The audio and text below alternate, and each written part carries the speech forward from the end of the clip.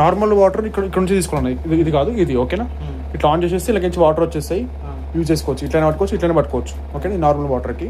Hot water ఇక్కడ నుంచి వస్తాయి, ఓకేనా. హాట్ వాటర్ దీనికి ఇది రావాలంటే ఇది బ్లింక్ అవుతుంది కదా, ఇది ఏంటంటే వాటర్ ప్యూరిఫై అవుతుందని చెప్పి ఇండికేషన్, ఓకేనా, చూపిస్తుంది. అంటే వాటర్ ప్యూరిఫై అవుతుందని చెప్పి చూపిస్తుంది.